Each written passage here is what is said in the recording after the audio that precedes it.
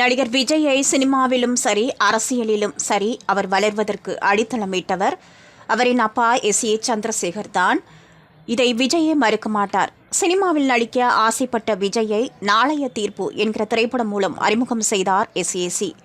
தனது சொந்த பணத்தை போட்டு விஜயை வைத்து சில படங்களை தயாரித்தார். அதன் பின்னரும் விஜய்க்கு சரியான இடம் கிடைக்கவில்லை என்பதால் அப்போதிருந்த பல முன்னணி நடிகர்கள், இயக்குநர்கள் மற்றும் தயாரிப்பாளர் பலரிடம் சென்று விஜய்க்காக வாய்ப்பு கேட்டார்.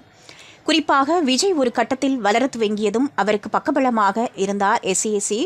விஜயின் கால் ஷீட், அவர் நடிக்கும் படங்களின் கதை கேட்பது, அவரின் சம்பள விவகாரம் எல்லாவற்றையும் எஸ்.ஏ.சி. தான் பார்த்து கொண்டார்.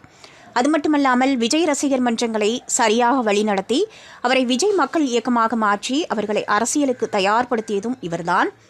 விஜயின் கட்சி நிர்வாகிகளை அவ்வப்போது வீட்டுக்கு வரவழைத்து அவர்களிடம் பேசி ஆலோசித்து அரசியல் தொடர்பான பணிகளை முடுக்கிவிட்டதும் எஸ்.ஏ.சி. தான். ஆனால் ஒரு கட்டத்தில் விஜய்க்கும் அவருக்கும் மனக்கசப்பு ஏற்பட மகனை விட்டு தனியாக சென்று வசிக்க துவங்கினார் எஸ்.ஏ.சி. பாண்டிச்சேரியில் புசி ஆனந்த் என்பவரை அழைத்து வந்து அவரை பொதுச் செயலாளர் ஆக்கினார் விஜய்.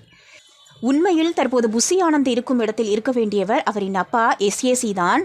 துவக்கம் முதலே விஜயின் அரசியல் செயல்பாடுகளை ஊடகங்களில் எஸ்.ஏ.சி. விமர்சித்தும் வந்தார்.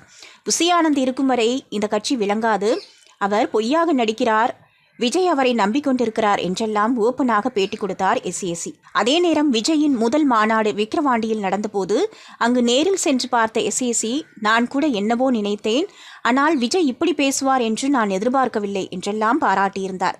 இந்த நிலையில் சமீபத்தில் விஜய் கரூருக்கு சென்றபோது ஏற்பட்ட கூட்ட நெரிசலில் 41 பேர் உயிரிழந்த சம்பவம் தாவேகாவிற்கும் விஜய்க்கும் ஒரு கரும்புள்ளியாக அமைந்துவிட்டது. இது தொடர்பாக விஜயை பலரும் கடுமையாக விமர்சனம் செய்து வருகிறார்கள். இந்த நிலையில் பிரேமலதா விஜயகாந்தின் தாயார் மரண நிகழ்வுக்கு சென்றிருந்த எஸ்.ஏ.சியிடம் கரூர் சம்பவம் பற்றிய செய்தியாளர்கள் கேள்வி எழுப்பினர்.